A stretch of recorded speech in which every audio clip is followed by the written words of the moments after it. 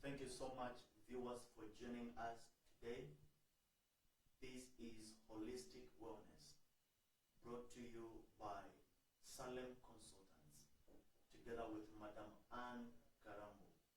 We are always excited to have you on board. Kindly go on Facebook, search for Anne Karambo Mwangi. You can join us there on this live broadcast, share with your friends and the teams and the groups that you have. Today, we are coming to the close of this very powerful and yet sensitive subject of teenage pregnancy in our nation. I want us to come to a conclusion and look at the life of the unborn baby and also the mother. What next? In 2, 5, 10 years to come, we'll be handling that in this program. And therefore, welcome so much. God bless you for joining us, and there is hope. I have my panel, Madam Anne Karambo, and we have Pastor Rose. Kindly say hi to our viewers. Hi viewers, it's a pleasure to be with you this morning. I'm glad to be speaking to us this morning concerning this sensitive topic. I know we will be a blessing to our families and even to our friends. God bless you. Good morning, viewers. It's yet another opportunity that the Lord has given us. We are glad to be in this place, and we know that God will use us for His glory. Welcome. Oh, great. Thank you so much. Always for being a blessing today. Now, we've been here for quite a long time, discussing on this very powerful and sensitive subject. I'm sure a lot of people have gained hope and strength to recollect themselves and move forward.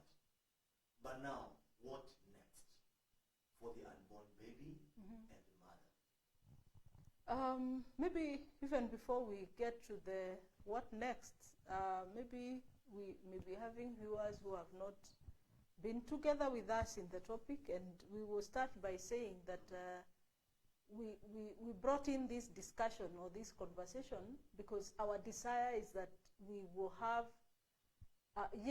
although someone has found this challenge of pregnancy along their path of life, they can still be able to live a purposeful life and a fulfilling life, although they got this challenge that has deterred them along the way. So that has been our discussion for those that are watching us for the first time. And when we are talking about what next, remember this young girl was in school. She had dreams.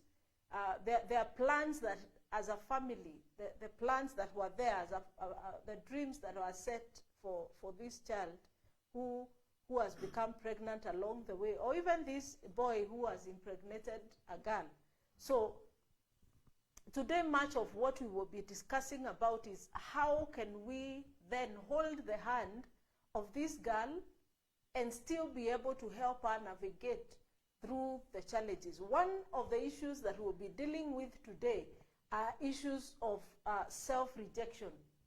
Because remember, the moment when such things happen, the first thing that is going to happen is that you feel, you lose your worth. You feel like you're not as valuable as you used to be in the society anymore. So the most important thing first is to deal with the inner person.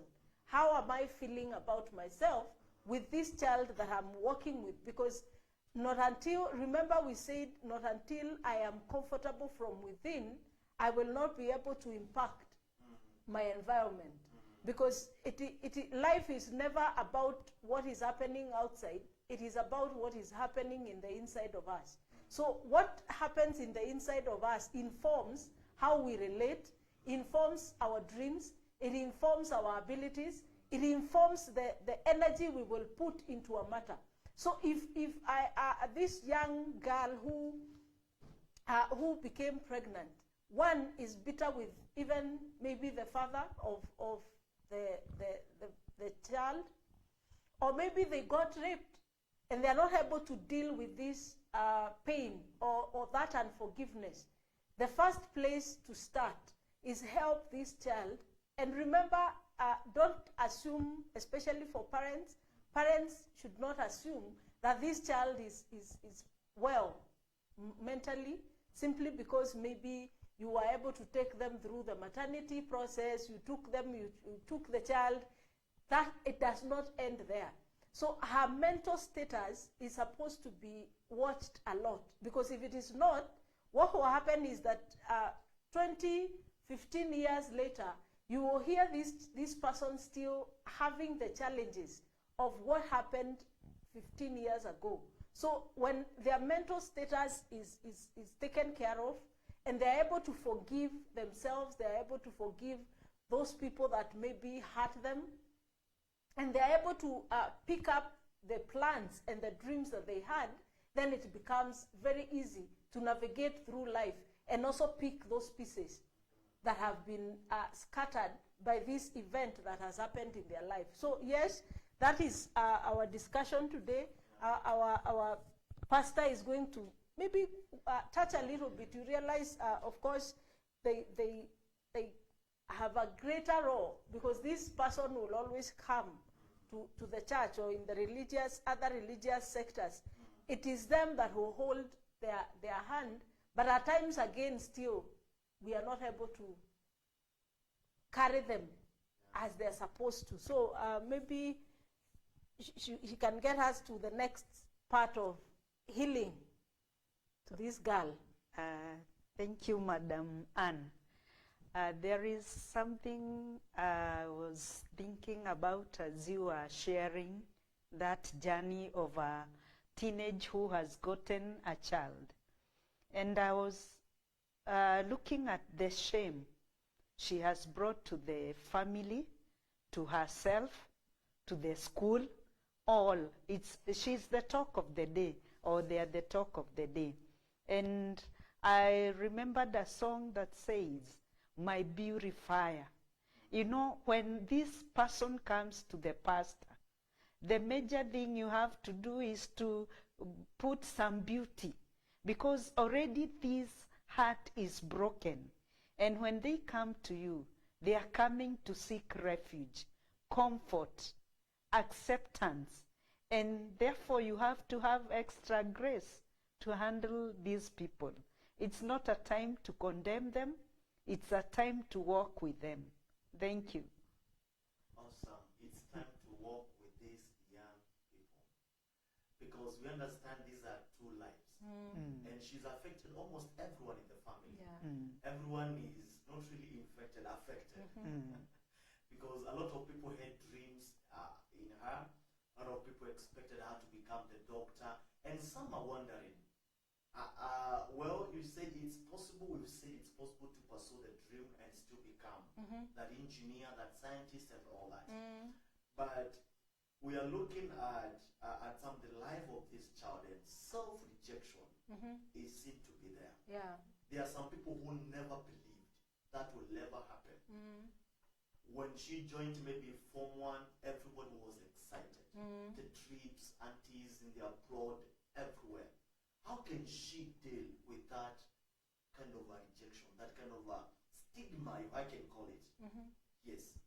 Of course, remember when we are dealing with stigma, or when we are dealing with pain, when we are dealing with a disappointment, it does not mean that we are taking away what has happened.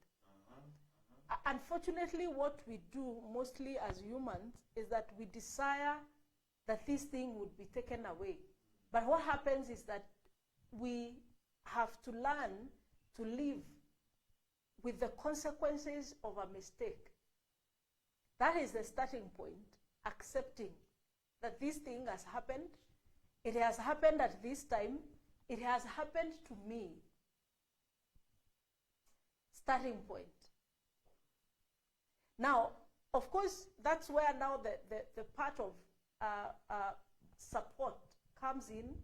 You bring in support of pastors, bring in support of psychologists who can be able to help you navigate through the process, because it is a process. It is not something that is going to happen at like someone will talk to you today and you're able to be sorted completely. No. It is a process. A process of, first of all, accepting that it has happened the way it has happened. 2, a process of accepting this child that is now here. Because remember, there is the mistake, there is accepting you, and there is accepting the consequence of the mistake. And remember, we said at the beginning that the child who is being born is not a mistake. There is no single mistake that that innocent child did. The child just came she came into this situation, but she is not a mistake. So the child should never be taken as a mistake. This has happened. So the most important thing is, how can I be able to navigate through life and it doesn't affect me? Yeah. How can I be able to live this life without the challenge that has happened affecting my moving on? So I said it is a process. The starting point is accepting that it has happened, not living in denial. Because most people, what they do when such things happen, we tend to, remember we are in a society of makeup. We like covering up anything that we are not comfortable with. So someone might go into covering it up by maybe the way I dress. I cover it up with maybe taking a different lifestyle. Maybe I can decide to cover it up with something like drugs.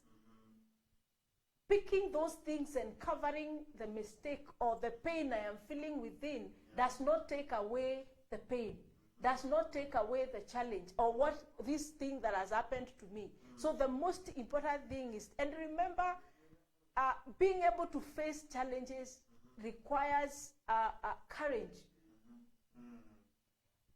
People have been unable, even adults, have been unable to face their challenges or their disappointments in life because it takes courage to be able to sit down and say, now I am dealing with this pain.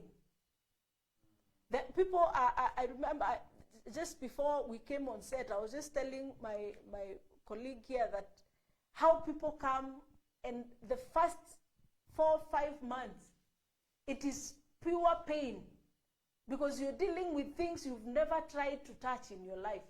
So it takes courage to be able to say, yes, I will deal with this pain without using makeup. So I don't know whether we understand that part of makeup, because remember, if I have spots on my face, I can easily cover them using makeup. But in the evening, I will wash them off, and the spots will still be there. They will not have gone anywhere. Just simply because I had used cover-up does not mean that spot is not there. The spot I know from within my heart. I even know where it is. So the pain will still remain. Yes, and the challenge is not with what people see. It is with what I feel in my heart. Because although I have covered it, this pain eats me within my heart. So I walk with it when I am speaking. Of course, and that's why you realize there are times even like these people who have gone through these challenges and somebody has decided to cover up. Even if someone is given opportunities, they still doubt themselves because deep within, they are not comfortable with who they are. Yes, outside I look glamorous, I look comfortable, I look on top of the mountain and everything else is okay. But deep within, I have this problem that I refused to handle. So the advice that we would give this morning to the parent, to the pastors, and to any caregiver who is with this young person is that let us help them deal with the pain that comes with this disappointment. Because if you don't deal with it, it is going to always show up in our life. It will show up in our relationships, show up in our places of work, show up in how we carry out ourselves, the way even we pursue our dreams. Because remember, we said it is from within. It is always from within out, not outside in. Yeah. Yeah, from within out. It's a process, you say. Yes. First accepting, then the healing begins to happen as you go through the process. Yeah. When you need someone to walk with you. Right. Pastor, are pastors willing to be part of this process in the healing of this young lady or the young man? I think when you are entrusted a flock by God, they are brought to you so that you be a shepherd, whereas there is the chief shepherd, that is Christ. And if you are not willing to walk with this person, then somehow you should ask for grace. Because the qualification is, are you willing to walk with this person? Are you willing to let this person grow? Pastors should know that nowadays we are living in a dynamic society. Unlike the times maybe majority of us were living, this is a different society. They are exposed to media, so they know a lot. So when this broken heart comes to you, just as the Bible says that God is close to a broken-hearted person, it requires a lot of grace and wisdom so that you touch, as Madam Anna has said, this part that this person would want to deny that it has happened. You should realize that this person already is broken, because in the church, maybe she or he is seen as an outcast, and especially for a lady. And let me remind you once more, there is a woman who was brought to Jesus, an adulterous woman, and they were there ready to stone her. They were there accusing. But let me ask also, where was the man? They were ready. And they told Jesus point blank, we've brought her. We got her in the very act. But Jesus looked at those people, knowing that they are also sinners. This one is not the biggest sinner or the worst. And what did Jesus do? He forgave. And that life was restored. You can imagine that woman rising up, looking around for the men that had surrounded, ready, chanting all kinds of insults. But she woke up. Do you think that lady would go back to adultery? I don't think. I think she led a different life and became a counselor. I don't know. And became an advocate of change. Yeah. Powerful. So we are saying give that young lady a chance. Yeah. Forgive her. I know she's disappointed many of you. Forgive her. And I think when she is forgiven and truly she is given that that sense, she will get some sense of belonging again. She will begin, or maybe what happens if she's truly forgiven? What may happen? Is she able to get back? I want us to, even as we are listening to this, I would remember we make mistakes. Yeah. And I remember in the other shows I've said that pregnancy is not the worst of mistakes that are done. It's only that it has a physical manifestation. Yeah. Yeah. That's right. Yeah. So all the time we make mistakes. How do you feel when you are given pardon? When you are pardoned, you made a grave mistake, maybe at the place of work. Maybe you messed up. Maybe you went and you took money that was not yours. And somebody just gives you pardon. It is the very same thing that child will feel. Especially when they are accepted and given pardon, genuine pardon from the parents. Because mostly parents will accept. They will take care of the child They will take you to hospital and to school and everything, but every single day, if it was not for these mistakes you keep doing, and if it were not for this, you know, now that is not forgiveness. You have not fully forgiven that person because you keep reminding them of the pain of the past. So if parents, you have accepted to carry the burden, pray also that God gives you the grace that you can be able to completely not associate this pain to other things that happen to the life of this child. Because, of course, remember, this is a human, it is a human trait. It is something that we keep doing, all of us. I do the same also. We tend to want to remind people of their mistakes. And of course, mothers are experts in that. So anytime another mistake pops up, I can see everyone here is confirming that we are experts in wanting to remind mistakes of the past. So we keep singing. If it were not for that, if it was not for you, it was not for. So every other time these mistakes, another mistake comes in. And remember, if we keep reminding that person of their past mistakes, what we are simply doing is that we are reviving wounds of the past.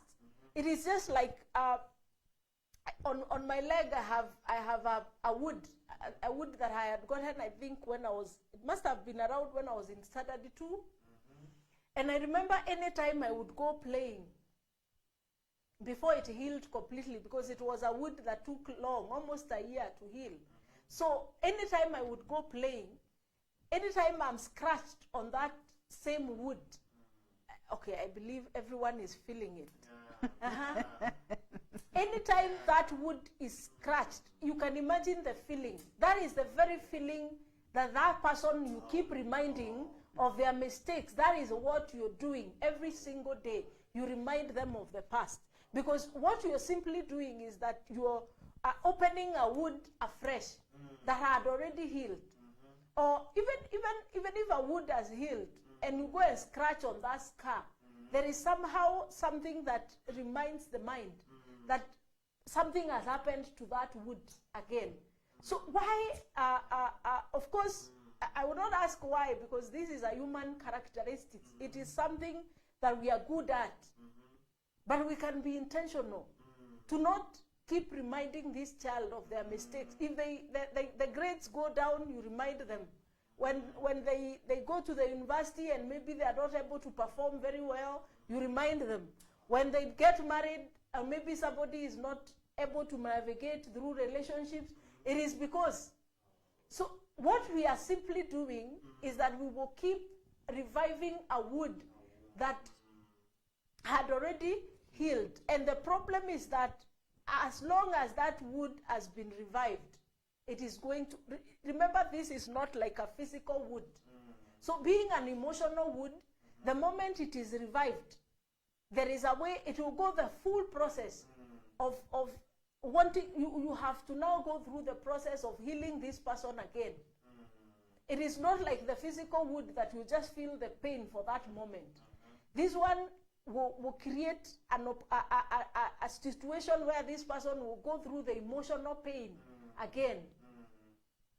So as much as we are forgiving, as much as we are supporting, as much as we are giving them and embracing them and raising that child, kindly, parents, caregivers, let us not keep reminding this child or the other. And by the way, it's not only the issue of pregnancy. We have, as parents and caregivers and even teachers and pastors, we have this tendency of wanting to remind people of their mistakes.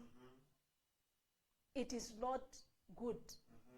In fact, somebody may think it is a positive motivator. It is not. It is not. So emotional healing is emotional pain seems to be very painful. Talking about that we should not remind them, because the more we do it, the more we remind them, and the more I could feel that pain as Madam was explaining. I could feel that pain. Yeah, I'm like, stop it. That's how you've touched. And I'm sure you've spoken to pastors. And Yeah. pastors are willing to let go, to forgive these. These are our daughters, honestly. Yeah. Let's embrace them and give them a sense of belonging. Now, we get back to this one main, do I say a pillar or a supporter in the life of this child. There are teachers up to date, they haven't known. That prefect, that top 3 student is pregnant. Yeah. And they may not know until schools open. Yeah. Because some of these daughters have been transferred to their aunties' places, to their country, or to other nation and all that. So, as a teacher, how are they going to come to terms with this? Is it possible for them to forgive this girl? Is it possible? Let me say at this juncture, the parents should be open-minded. The pastors should be open-minded. Because we don't know where these people went to in their adventures. You may take to the aunt thinking it's very safe, and you get a cousin is there. We know cousins are very good people. They are close, but they are dangerous. I normally tell students that. It's somebody you feel so much attached that you can tell all that is in your heart. But also, there has to be a boundary. I've heard of cases where cousins got married. Simply, they went to a university, they met, attracted, they thought it was the love, not knowing it was a blood relationship. When they go to their homes for introduction, the parents look at one another and they tell the son, this is your cousin. The cousin says, I love her, we've gotten a child, so what do? We cannot go back. So they are allowed. So it's very important, even as they be in the auntie's place, know that that is your personal responsibility as a parent. Don't take that child to the auntie so that you can enjoy life. Or even the parents that take their children in boarding school, class 1, until the caregivers wonder, is this a parent or just? You take the child, imagine class 1. What is that attachment? So the child knows more of the caregiver than a parent. And this person is not so much involved in other things. Just kula maisha. Unakula maisha. Ni nini unakula? If you cannot take care of that child until they lose direction. There has to be that attachment. Even if it is going to the auntie for 1 week or 2, you should monitor. And remind that child, you still belong to this home. You still belong to this home, and you will come back to us.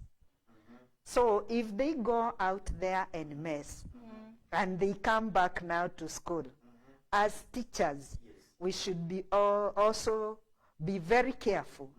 And I don't know how they'll look at it, but the guidance and counseling department should be empowered by the principals. And as they come back, even for this session, I don't know when the schools are reopening, we will know as time goes by. But let us do a thorough checkup so that if in case there are those girls who went and got in those traps, we should know how to handle them. Let's not throw them away. I'm not advocating for carelessness. At this point, girls, be very cautious about your life. There is no spare life. Boys, be the caretakers of your girls or sisters. It is very important to know your life is your life, and God has given you the responsibility. We are talking to you in case in case something wrong goes on. But remember, you are able to prevent that. Discipline. I was reading the Bible, and in Hebrews chapter 12, it reminds you of endure hardship. So there is that endurance. I should report to the panel, since the time of Abraham, I've never had somebody who died because he didn't engage in sex. I've never had. I've never had. There are no breaking news in our I've never, since the time of Abraham. Let me talk of Abraham. So it's not something you can abstain. And to some extent, you won't face the challenges we are talking about.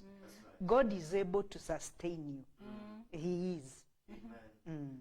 Beautiful. Now, I don't want us to go the direction of abstinence, because some will, one of us will go deeper in that. But talking about girls getting back to class in that stage.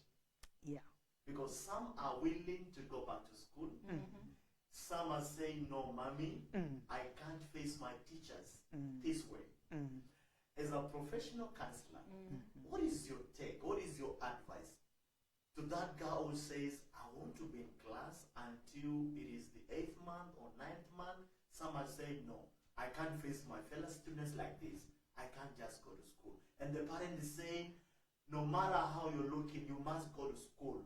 Go be ashamed, that because there's a parent who has said, I cannot forgive, I cannot accept this.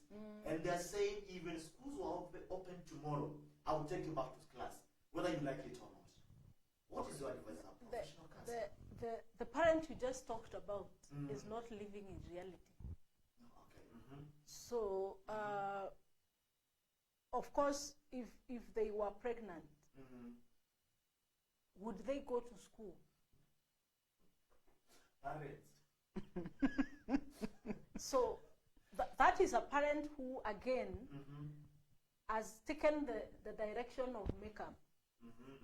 Yeah. And you just make, if you are that parent, you will just make the situation worse. Because forcing a young child to go through the mess, I have carried 3 pregnancies, and it is not a joke. So you are forcing a teenager, 15, 16 years, to go back to school while still pregnant, with all the mess that happens with pregnancy, with the morning sickness, the vomiting, the drowsiness. What will they be doing in school? Nothing. So just be real, parents, be real. 9 months is a short time. Allow the child to give birth, wait for 6 months, take the child back to school. You can organize with the teacher or organize with transferring the child to another school, but let the child first give birth while their mental status is also stable, and when they are also comfortable. Because we said it is not like, as parents, and remember, I am not, as we speak, I am not advocating that young people go and mess. I have them in my house, a number of young adults and teenagers. I have them in my house. So I am not telling them to go and mess their lives. No, that is not what we are saying. We are simply saying, yes, the problem has happened. This mess has happened. How can we be able now to navigate through the challenge? By supporting that young girl, by supporting this young man who impregnated a girl. And remember, we are not talking to girls alone. When you support them, you are not advocating for premarital sex. That is not what we are doing on this forum. We are simply saying that mistake has been done. There is this, there are these 2 human beings now who require to live a life that is productive. That is the reason as to why we are speaking to this child now. And that is the same attitude the parent, the caregiver, the pastor should have. That this is a human being. They have a whole life ahead of them, because this pregnancy is not the end of life. So if we start with that attitude, then we will not start pushing them to do things that are unrealistic. So yes, it is unrealistic to force them to go back to school. Maybe a teenager who, 19, 18, who is in college, the setup of a college is different from a high school.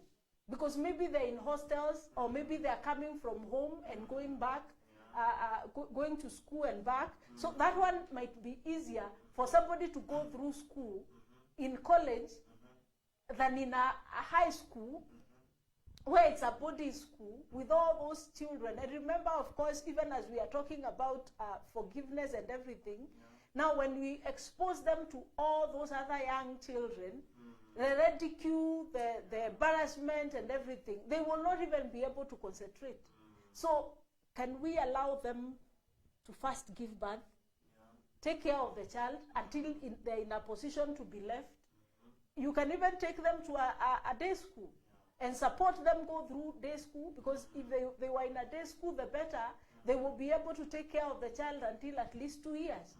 They can get into that day school, but the mental status of that person matters a lot, because if you take them to a day school, they might look at it as a downgrading, rather than an opportunity to take care of this baby to the level where they can be left now, maybe with a caregiver or with a grandmother. So it is a challenge that has to be faced hands-on, head-on. Yes. It is not easy. We are not making it like it's a light issue. It is not easy. But our desire is that how can we make this person a productive person again in society? And I also speak to aunties and cousins and uncles. If there are people who shame children, it is those. Most of them, it's like now anytime we have the family gatherings, we gather in small groups, and all we are discussing is the daughter of somebody and the daughter of the other. Even the family members, kindly let us become a support system to this child, because you never know who this child might become. They may come one day to save your very family. They may come one day to become the light, the star that is going to shine so bright in your family. And we have seen so many that have become very successful in this nation. I am assuring you, no one talks about their pregnancy when they were teenagers. No. We talk about their successes. In your village, just go back and look at those girls who got pregnant and somehow they have excelled. Who talks about their pregnancy when they were teenagers? No one. No one. So just look at your child and imagine that they are that child that is celebrated today.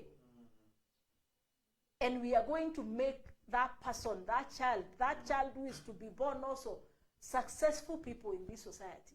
Yes. And they did all be successful. Remember, it's a process. We've been taught by Madam Anne, it's a process. Pastor Rose, I'll come back to the pastors. Yeah, we are ready. Are you going to expel these young ladies from the church? Are they going to be given a chance to serve again? What is the possibility of them joining the worship team, the departments they were serving in? I think it's there is a time Madam Anne asked a question. What would Jesus do? Because actually it's not easy also to the pastor or to the bishop or to the reverend, because there are set guidelines. If this person falls into sin, even the Bible says, there is the process also. I think the best thing is to let the person go through that process lovingly, not just being shamed and brought in front of the church and from today you are excommunicated. Okay, everybody knows what has happened. But as a wise pastor, it's good when you get the report. Let your officials know, and then you request that maybe this person comes to the meeting, and then tell the person, this is what should happen when somebody is in this condition.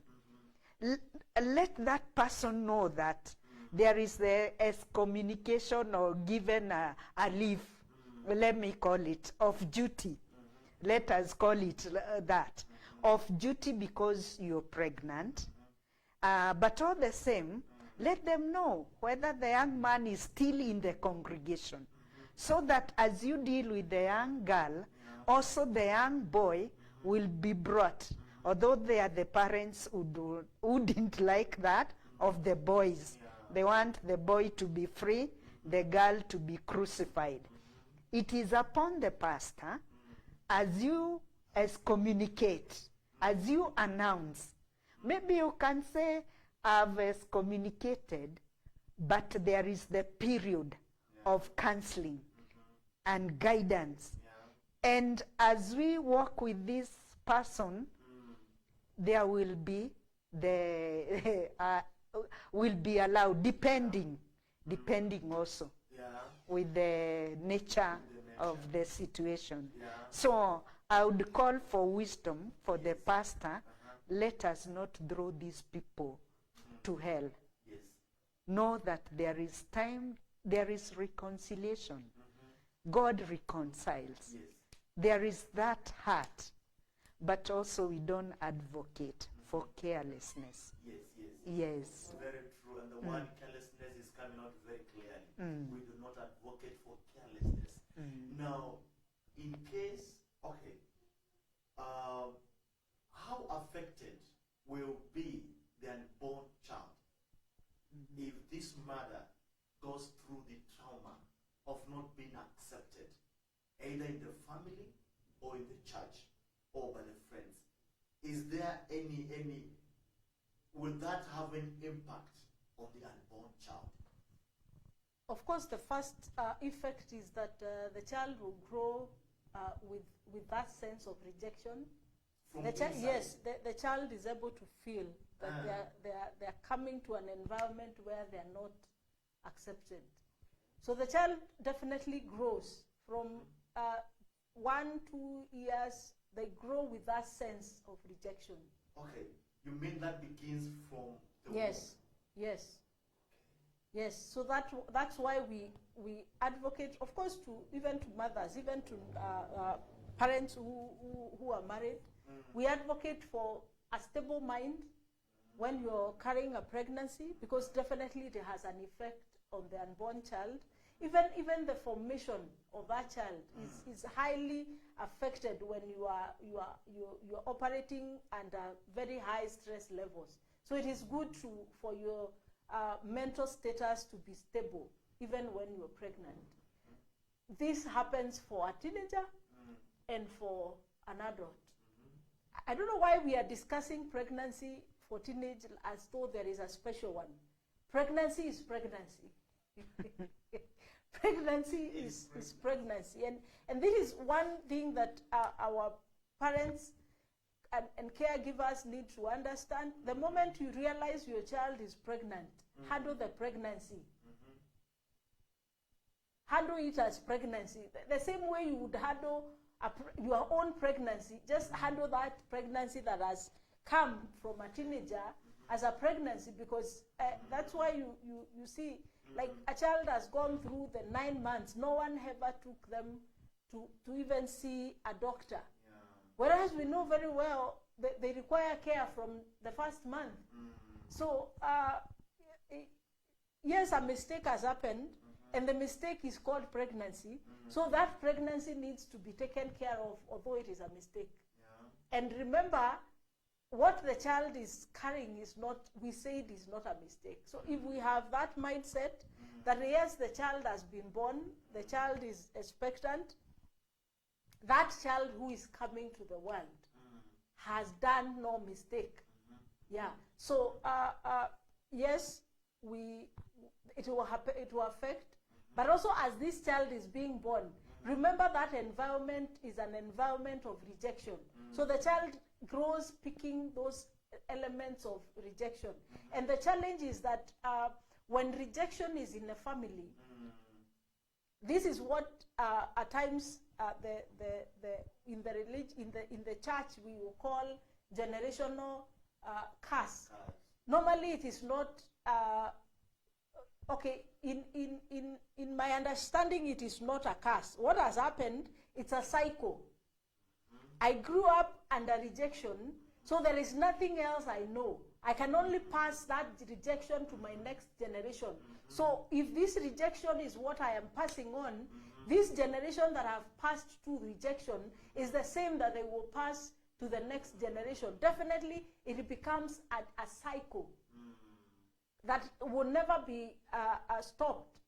And that's why, you realize people who are hurting, people who are bitter, they bring up children who are very bitter. And they will either have these delinquent behaviors like crime.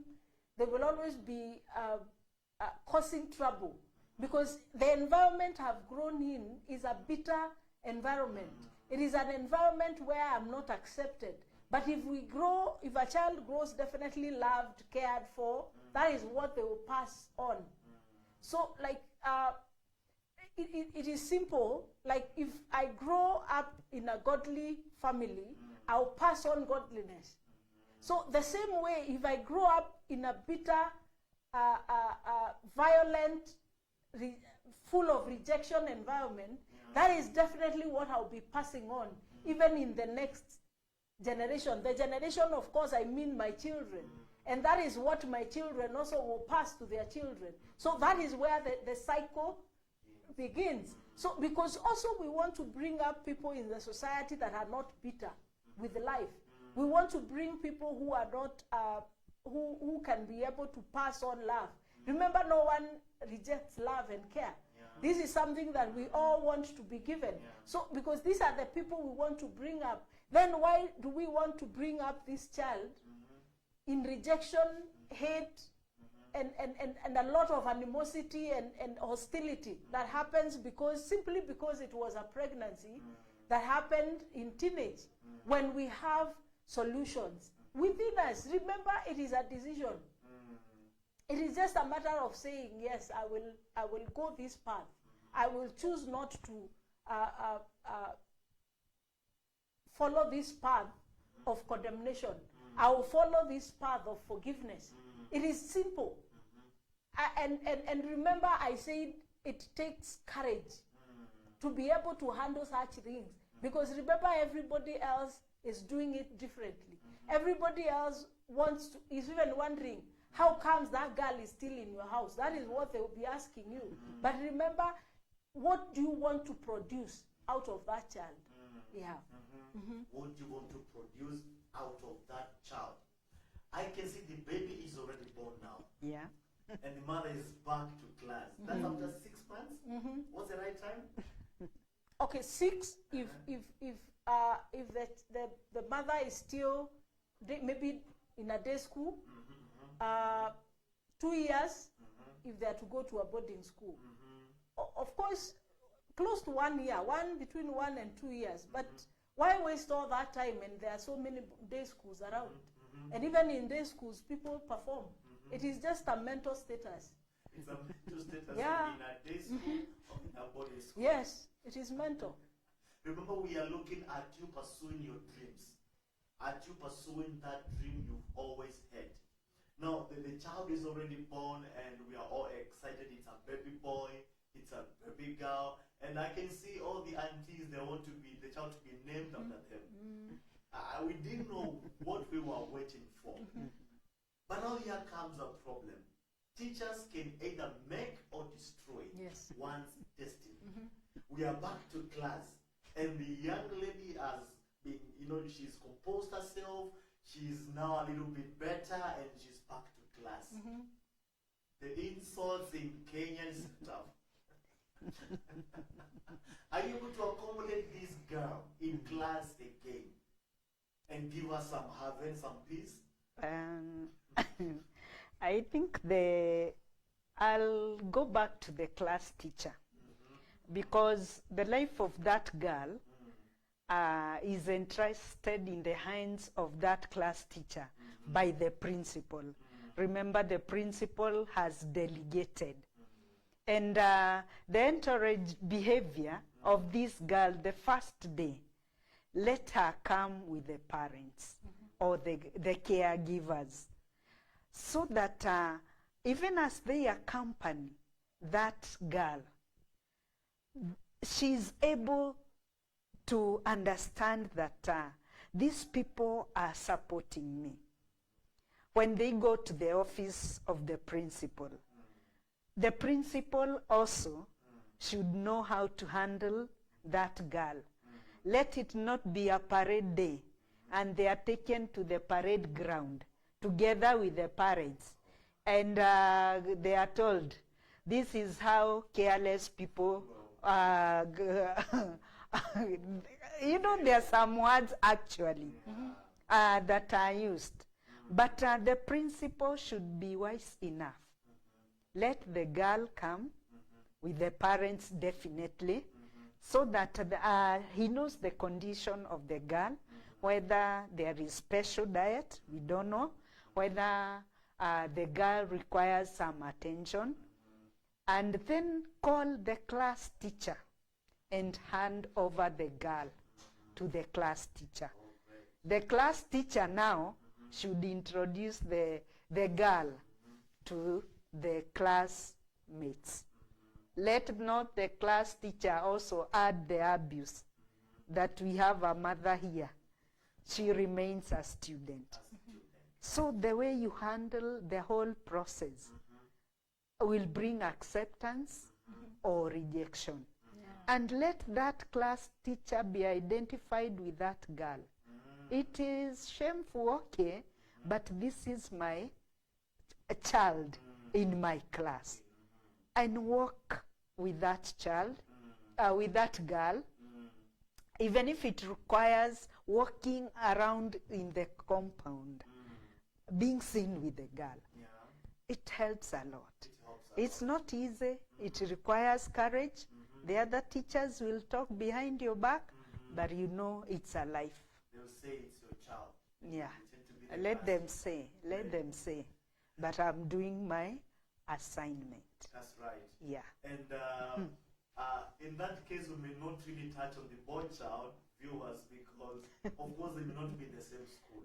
So you're looking at this girl who has gone back to class. And Madam Anne, Pastor Rose has told us what should happen for us to embrace this girl back to class, because she is willing and she said, yes, I'm going back to class. Now look, the term is over. And she had gone to a boarding school because she felt like, as you said, some may consider taking to a day school, it's a day grade. Yes. You know, why, mommy? You mean you hadn't forgiven me? Why are you saying I didn't forgive you? Mommy, a day school. Take me back to a boarding school. So he'll be taken back to a boarding school, and after the term, the girl comes home pale, no strength at all. The insults by the teachers, no acceptance, a lot of things. And now she comes back home and she happens to meet a counselor who is the only hope for her. What should this girl do? Of course, we are hoping that that is not going to be the scenario. Yeah, sure. Now that we are having this discussion, but we know it happens. So, of course, the first point is, remember, for us, we are trained to be able to handle people with empathy and be able to handle them without judging. So when that person first comes to my office, the first thing that I will do is that I will show empathy, and the next thing is that I will not judge. In fact, we speak at the level of non-judgment at all. And because of that environment, it helps that person to feel accepted and they are able to pour out and open up the issues, then we are able now to mend where we can. It becomes easier mending when there is that part of no judgment. So yes, we have answers and we have help for such young girls who are going through that moment. And one thing that I have realized, the moment they accept themselves, they are able to even extend the same to the child who was born. And they are comfortable being called mom, because some of them are not able to accept being even called mom. This child ends up growing calling the grandmother mom, which again will cause confusion when this child grows up. Because remember, there is a time you require now this child to call you mom now, because you have matured. So if that child is able to accept themselves and embrace what has happened, then it will be easier for them to be able to even love this child who has been born better, because now they have been able to handle the emotional turmoil within themselves. So yes, we have answers to them. And of course, it starts with acceptance. It starts with being able to not be judgmental. When we are at this, I will speak to the boy. Yes. We may think that the boy is not affected, but that a boy who is brought up in the right environment, when they do such a thing and they realize they messed a life of another young girl, some of them are disturbed mentally. So it is also good, it is also necessary for that young boy to also go through counseling. But the most important thing, even as they go through that counseling, is how can we help them to become part of this life? Because that one also will help them take responsibility. Being able to be part of the life of that child that was born through that relationship they were in. But we are not talking about marriage. The problem we have in our society is that we imagine the moment we have brought in this boy who impregnated the girl, the discussion always is about marriage. No. Because pregnancy should not be a reason leading to marriage. Marriage is supposed to be a mutual agreement. That is a topic for another day. Pregnancy should never be the reason as to why we got married. Because when we get into marriage, because a pregnancy appeared, what is going to happen is definitely that marriage will not work. Some do, but of course with a lot of struggle, but it should not be the one that is pushing people to get married. So what we are talking about, it is taking care of this child that has come. So being able to be responsible. Because remember, just the same way maybe growing up, this boy grew up with a father and a mother. This child will also require to know who their father is at one point in their life. We have adults who are in trouble, serious trouble, because they are right now in their 40s, in their 50s, looking for their fathers painfully. Because a father gives a child identity. So when a child grows without knowing who their father is, definitely they grow with that sense of lack of belonging. In fact, I remember one was telling me, there's a point I was feeling like I belong nowhere. Remember, that person is speaking like that and they already have their mother. Yes, that is the feeling. So I think it's only that we are living in a society that we are selfish. We are selfish. That is the only reason as to why I will impregnate 1, 2, 3, 4, 5, another, and I'm comfortable. In fact, I will even go to the next. And when men are seated and boys are seated somewhere, they will discuss about it like it is a heroic way of explaining their exploits. I mean, it is disgusting. It is disgusting. Yes. Completely disgusting. It's delusional. How do I call it? It's a wickedness. Yes. But now we have the newborn baby. That's the most enjoyable part of it. Young ladies, you now have your bouncy baby boy and your angelic, lovely baby girl. Take care of them. Viewers, it's been amazing having you on board. Thank you, Wahirimo. Thank you, Carol Isaac. Thank you. All right. All right. Thank you, Rahab. God bless you all. Thank you for joining us. It's a blessing. It's a blessing. And I would like to request our panel to give us a parting shot. Now that we have the baby, finally, finally. Can't you feel the joy? We've walked with you young ladies and you young men. God is so faithful. Indeed, it's a holistic program, holistic wellness, making sure that you're modern all round. I can imagine our first show on this. It's been a journey until I feel like I need to. It's been a journey giving life to you. At least you've been guided on how to handle yourself, your parents, how to approach you, the teachers, the pastors, the friends, relatives. Everyone has been taken care of. Goodness, isn't God amazing? Now I want to request Pastor Rose to give a parting shot. It's been a whole topic of discussion. And viewers, we don't say that you keep your questions away from us. Please, if you have questions, keep them coming on our page. And Karambu Mwangi, text us there or get to look for Salem Consultants. Send us your question on our inbox, even on this subject and another topic that you feel like we need to handle, and handle that to bring you some solution. So, Pastor Rose, what are your final thoughts and your parting shot to our viewers? I should tell to the teenage girl, now that the child is born, whether boy or girl, know that you're a mother and you are bringing up generations. What do you speak to your generations?